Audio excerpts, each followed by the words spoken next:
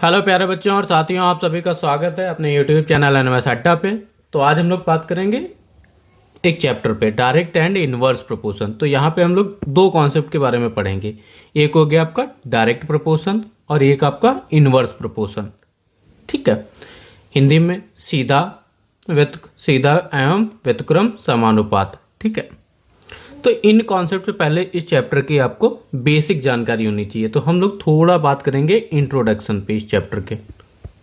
ठीक है, इंट्रोडक्शन में बेसिक आप लोगों ने सभी को पता होगा कि रेशियो क्या होता है, आप लोग पढ़ते आए होंगे, अनुपात। ठीक है, अब प्रपोर्शन क्या पढ़ते आएंगे, प्रपोर्शन। रेशियो प्रपोर्शन के बिना आपको समझ में नहीं आएगा डायरेक्ट एंड इनवर्स प्रोपोर्शन। तो इसीलिए हम लोग सबसे पहले बात करेंगे रेशियो पे। ठीक है, हमारा अनुपात क्या होता है, चलिए देखते हैं।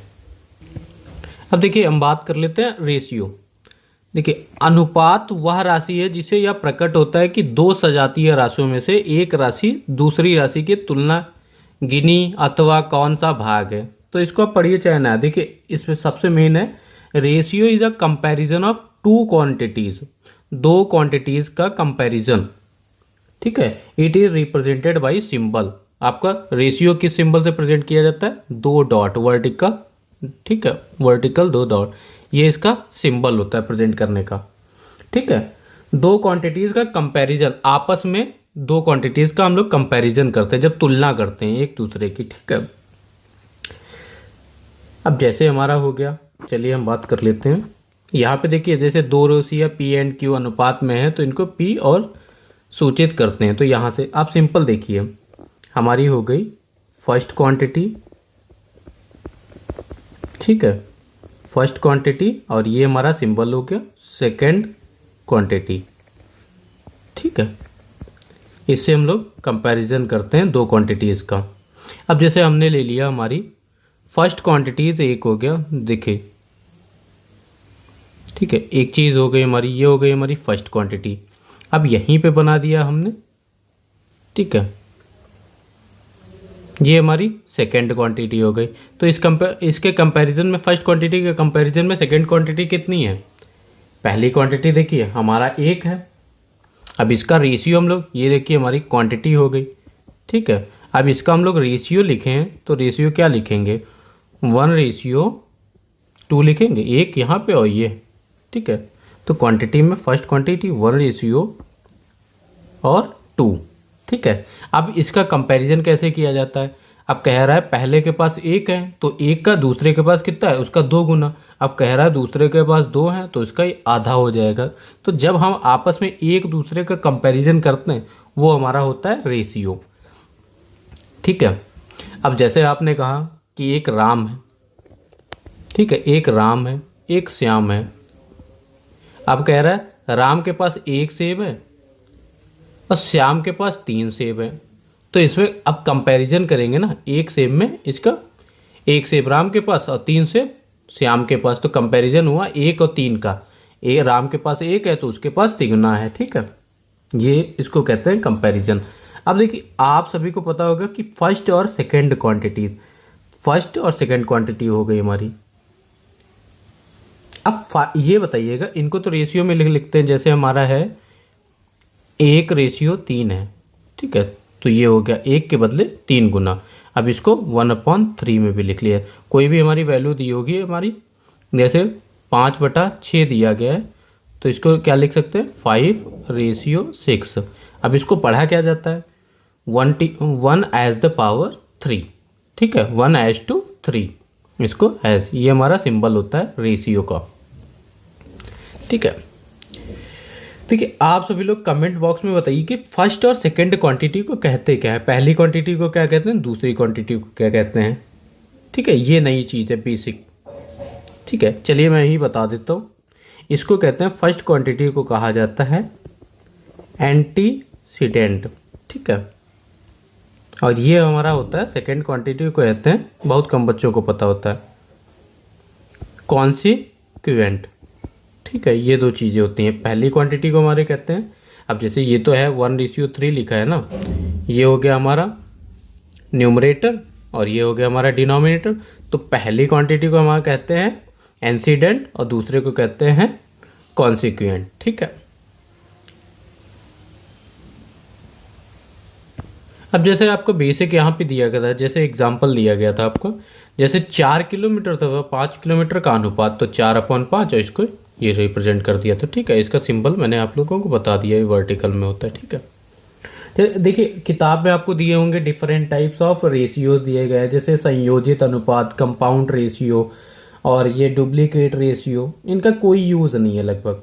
ठीक है, तो इन पे ध्यान नहीं देना है, आपको बेसिक समझना है। आपको जाना है कहाँ पे, डायरेक्ट प्रोपोर्शन और इनवर्स प्रोपोर्शन पे। तो हम लोग अब बात कर लेंगे प्रोपोर्शन क्या होता है। ठीक है, अब देखिए प्रोपोर्शन हमारा क्या होता है। यहाँ पे देखिए प्रोपोर्शन समानुपात, यहाँ पे कितना लिखा है, जब दो अनुपात समान हो तो इसे समानुपात कहा जाता है। यदि ए बी सी डी समानुपात है तो इसे ए, और देखिए प्रोपोर्शन का हमारा साइन क्या होता है, 2 वर्टिकल डॉट्स। ठीक है, वर्टिकल में ये हमारा प्रोपोर्शन का सिंबल होता है। अब लिखा है ए रेशियो बी और प्रोपोर्शन सी रेशियो डी के रूप में लिखा जाता है। अब जैसे इसको इंग्लिश में बात करें हम लोग, ठीक है, proportion is the equality of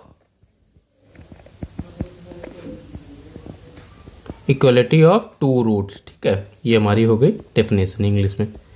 ठीक है, proportion of equality of two root, जब दो रूट्स इक्वल होते हैं ना, प्रोपोर्शनल इक्विवेलेंट आपने, और इसको समझने से पहले आपको पता होना चाहिए कि इक्विवेलेंट रेशियोज क्या होते हैं। ठीक है, तो देखिए सबसे पहले हमें क्या पता होना चाहिए, इक्विवेलेंट रेशियोज। तो इक्विवेलेंट रेशियोज हमारे क्या होते हैं, सभी ने पढ़ा होता, समकक्ष रेशियोज। ठीक है, समकक्ष अनुपात क्या होते हैं आपके। तो इक्विवेलेंट रेशियोज हमारे होते हैं, इक्विवेलेंट रेशियोज हमारे हो गए, जैसे हमने ले लिया 5:15। ठीक है, अब सेम नंबर से जैसे गुणा कर दी जाए, इधर भी कर दी जाए, इधर भी कर दी जाए, तो गुणा 2 से हमने गुणा कर दिया। ठीक है, ये हो गया 5 10 और ये हो गया हमारा 30, 10:30। ठीक है, अब हमारे पास एक रेशियो ये बन गया 5:15 और 10:13। अब ये देखो इक्विवेलेंट हो गए। अब इक्विवेलेंट हमारे रेशियोज वो क्या होते हैं, जो इक्विवेलेंट रेशियोज वो होते हैं जिनकी सिंपलीफाइड फॉर्म, सिंपल करने पे जितना भी काटने पे काट देते ना, सिंपलीफाइड करने पे वही सेम मिल जाए। अब जैसे हम काट देते, अब कहेंगे सिंपलीफाइड फॉर्म क्या होती है, सिंपलीफाइड हमारी फॉर्म क्या होती है, अभी एक नंबर से भाग कर देंगे। अब 5 को किससे काटेंगे, 5 से डिवाइड कर देते हैं। ठीक है, इसको देखिए 5 से डिवाइड कर देते हैं, तो हमारा बचा क्या, 1, और ये जाएगा 5 3 15, तो 1:3, एक रेशियो हमें मिल गया। ये इसके बराबर है, जिसको 10:30, अब इसको काटेंगे तो 1:3 बचेगा। तो यही हमारा होता है इक्विवेलेंट रेशियोज। ठीक है, आई होप यहाँ तक सभी को समझ में आ गया होगा। अब जैसे हम लोग बात कर लेते हैं अपने प्रपोर्शन पे, ए रेशियो बी और प्रपोर्शन, ठीक है, प्रपोर्शन सी रेशियो डी।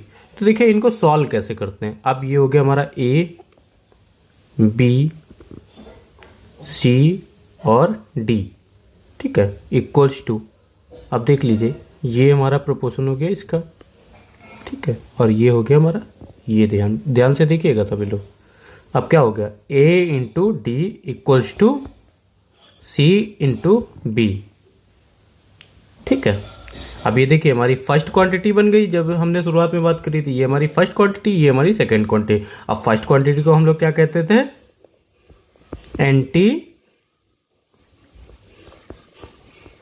एंटीसीडेंट, और ये हमारा क्या होता था, कॉन्सिडेंट, ठीक है। ये हमारी फर्स्ट क्वांटिटी, ये हमारी सेकंड क्वांटिटी, ठीक है। अब बात कर लेते हैं हम लोग। अब जैसे दिया गया आपका, ये दिया गया है ए रेशियो बी, ठीक है, प्रपोर्शन सी रेशियो डी। अब इसमें देखिए ये दो क्वांटिटीज हमारी बाहर की और ये दो अंदर की। अब इनको क्या बोलते हैं, इसको क्या बोलेंगे और इसको क्या बोलेंगे, ठीक है, कभी भी। तो ये हमारा हो गया मीन्स, ठीक है, और ये हमारा हो गया एक्सट्रीम, ठीक है। तो देखिए ये मीन्स, ये हमारे बाहरी, देखिए अब यहाँ पे देखिए बी और सी बाहरी गुणा हो जाएंगे, और ये बाहरी ए गुणे डी इज इक्वल टू अंदर गुणा। ठीक है, ऐसे सॉल्व कर लेंगे कोई भी क्वेश्चन दिया होगा जब प्रपोर्शन की फॉर्म में। अगर आपको क्वेश्चन जैसे दिया होता है 2:3 प्रपोर्शन, ठीक है, 5:10, तो आप लोग कैसे सॉल्व करेंगे? तो आप लोग जस्ट सिंपल, अब यहाँ पे अच्छा एक्स दिया होता है, ठीक है, हमें एक्स निकालना था, एक्स की वैल्यू निकालनी थी, तो हम क्या करते, अंदर अंदर की गुणा और बाहर बाहर की गुणा। अब बाहर बाहर की 2 इंटू एक्स और इज इक्वल टू 3 इंटू 15, तो यहाँ से हम लोग वैल्यू निकल जाती। तो प्रपोर्शन में भी क्वेश्चन आपके पूछ लिए जाते हैं, ठीक है। तो अब हम लोग पढ़ते हैं अपने चैप्टर की तरफ, डायरेक्ट प्रपोर्शन और इनवर्स प्रपोर्शन की तरफ। तो हम लोग सबसे पहले बात करेंगे डायरेक्ट प्रपोर्शन, सीधा समानुपात, ठीक है। अब देखिए, सब बात करते हैं सीधा समानुपात डायरेक्ट प्रपोर्शन पे, ठीक है। अब डायरेक्ट प्रपोर्शन हमारा क्या कह रहा है, अब जैसे डेफिनेशन की बात करेंगे तो बहुत लंबी से लिखी है। जैसे लिखा है, अगर दो राशियां इस प्रकार हैं, यदि एक के मान में वृद्धि या कमी होती है तो दूसरे के मान में भी क्रमशः वृद्धि या कमी होगी, तो इन राशियों के मध्य सीधा संबंध है। तो सीधा संबंध का मतलब है किसी से सीधा संबंध होना, डायरेक्ट प्रपोर्शन।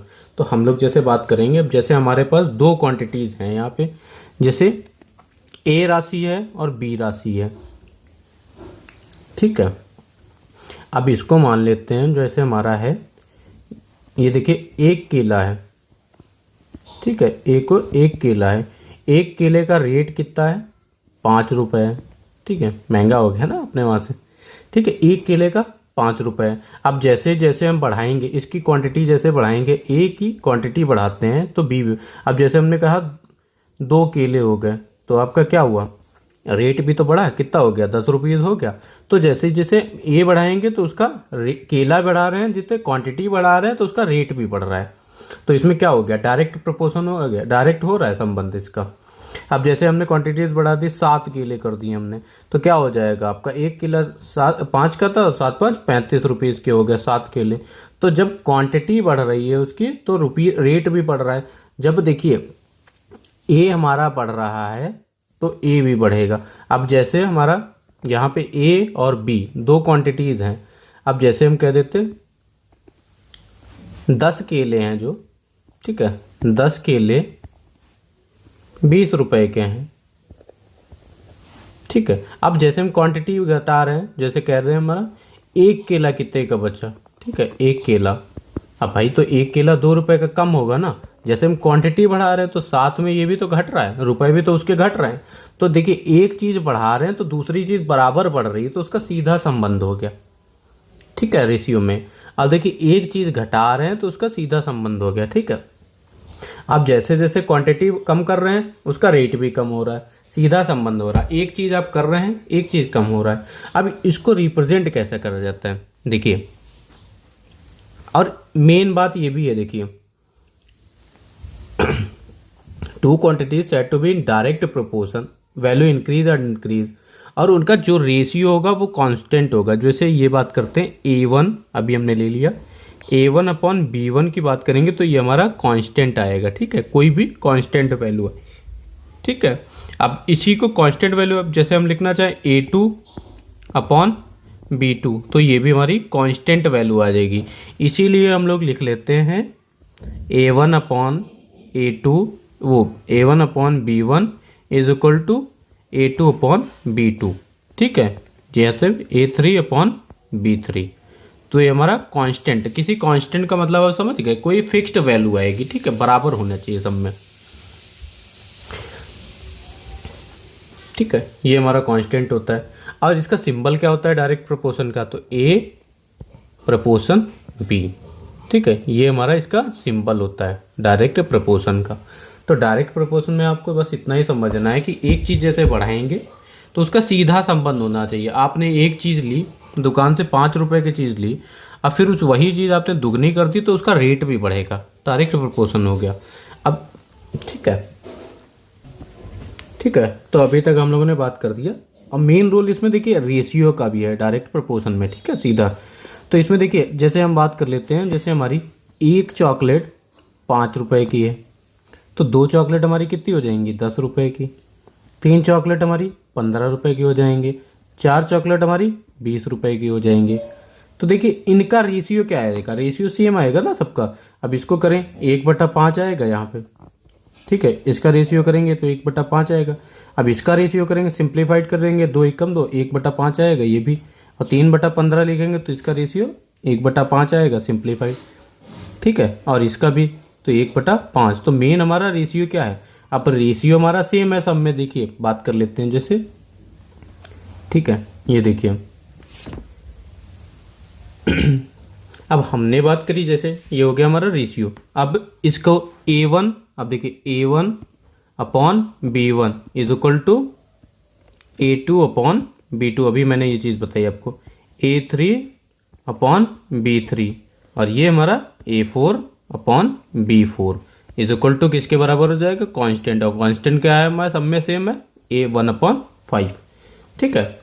आई होप सभी को इतना समझ में है। तो अभी हम लोगों ने बात करी कॉन्सेप्ट। अभी आपको हमने ये डील करना नहीं बताया कि आप क्वेश्चन कैसे करेंगे, क्वेश्चन में ट्रिक क्या लगेगी, ठीक है। वो सब आपको आगे बताऊंगे कि क्वेश्चन कैसे सॉल्व होंगे। आपको पता चला है सिर्फ डायरेक्ट प्रपोर्शन होता क्या है, ठीक है, सीधा समानुपात। चलिए आगे बात कर लेते हैं। तो अब हम लोग बात कर लेते हैं अपने इनवर्स प्रपोर्शन पे, व्युत्क्रम समानुपात पे। अब देखिए हमारा इनवर्स प्रोपोर्शन, व्युत्क्रम समानुपात। अब यहाँ पे देखिए आपका हो जाता है डायरेक्ट प्रोपोर्शन का उल्टा। अब जैसे आपकी दो क्वांटिटीज दी होगी, डेफिनेशन पे अगर हम बात करेंगे तो जैसे दिया गया दो राशियां इस प्रकार हैं जो मान बढ़े, एक का मान बढ़ेगा एक, तो हम लोग डायरेक्ट समझते हैं इसको। देखिए हमारी दो क्वांटिटीज हैं ए और बी, तो यहाँ पे होता क्या है आपका ए बढ़ेगा तो बी घटेगा, ये चीज ध्यान रखिएगा। इनवर्स होगा उसका उल्टा होगा। अब जैसे आपका ए घटेगा तो बी आपका बढ़ेगा, ठीक है। अब इसका सिंबल कैसे रिप्रेजेंट करते हैं, वहां पे हम लोग करते थे ए प्रपोर्शन बी, तो ये डायरेक्टली प्रपोर्शन, तो सिंबल हमारा सेम रहता है यहां भी, बस इसको अपॉन में लिख देंगे तो ये हमारा इनवर्स में आ जाएगा, ठीक है।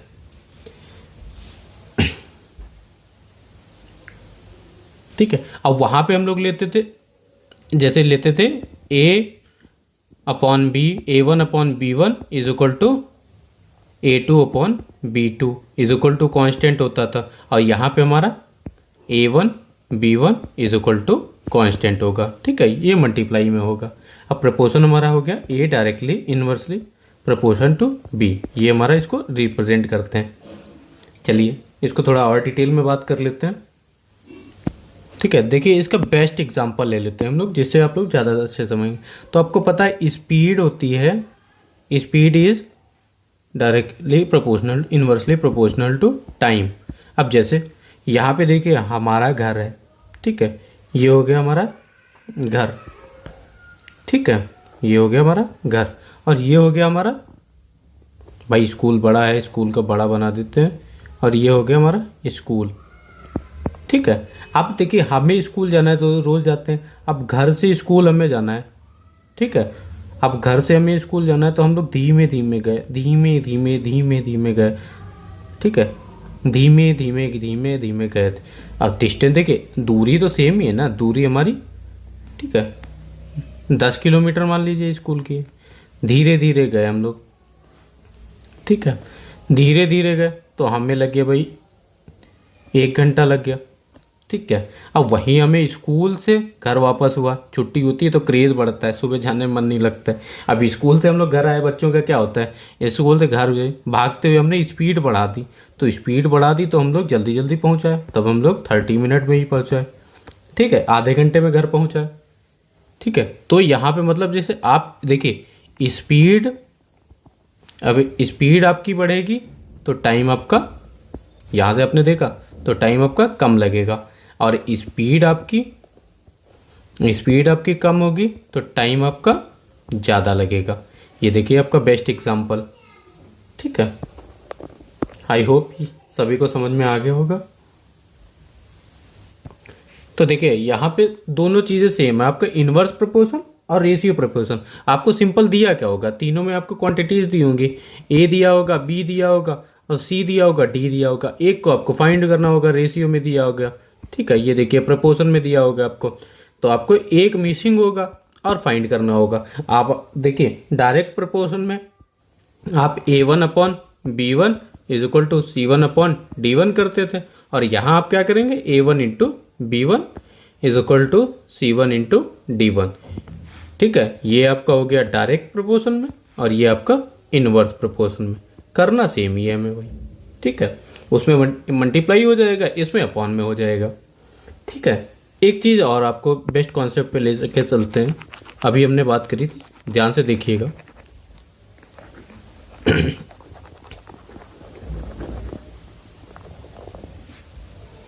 ठीक है, एक और देखिए रिलेशन क्या होता है हमारा, संबंध जिसको कहते हैं, रिलेशन एमंग डिस्टेंस। ठीक है, दूरी, स्पीड और टाइम में। ठीक है, स्पीड, टाइम और डिस्टेंस में हमारा रिलेशन क्या होता है। जब देखिए अभी हम बात करते हैं, डिस्टेंस आपकी दी गई है। ठीक है, distance directly proportion to time. ठीक है, डायरेक्टली प्रोपोर्शन में तो हम लोग डायरेक्ट प्रोपोर्शन में पहुंच गए। अब यहाँ पे देखिए, जब स्पीड आपकी क्या होगी, स्पीड सेम होगी। ठीक है, इस केस में हमारी स्पीड सेम होगी। ठीक है, जब स्पीड सेम होगी तो डिस्टेंस हमारी बढ़ेगी तो टाइम हमारा बढ़ेगा, डिस्टेंस हमारी घटेगी तो टाइम हमारा घटेगा। एक ही हमारा रिलेशन हो गया। अब जब अभी हमने केस पे बात करी थी पीछे, व्हेन डिस्टेंस, ठीक है, डिस्टेंस दूरी हमारी सेम रहती है। क्या रहती है, दूरी हमारी सेम रहती है। तब क्या होता है, अभी हमने स्कूल से और घर वाली बात करी थी तो दूरी हमारी एक जैसी थी ना, तो speed is inversely proportion to time.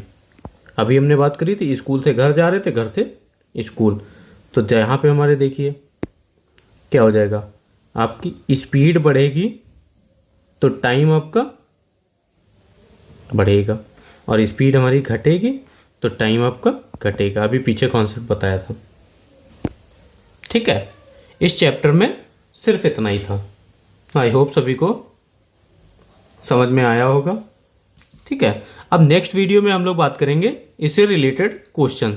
ठीक है, डायरेक्ट प्रोपोर्शन पे आपके कैसे पूछे जाते हैं, इनवर्स प्रोपोर्शन पे आपके कैसे पूछे जाते हैं, और जो कि आपके प्रीवियस ईयर भी कराऊंगा कि जो आपके एग्जाम में आए हुए क्वेश्चंस हैं। ठीक है, और प्रोपोर्शन पे भी आपके क्वेश्चंस कैसे पूछे जाते हैं, तो कोई दिक्कत की बात नहीं है। जिसने अभी तक चैनल को सब्सक्राइब नहीं करा वो जरूर कर दे, और अपने दोस्तों के साथ वीडियो को जरूर शेयर कर दें। ठीक है, थैंक यू क्लास।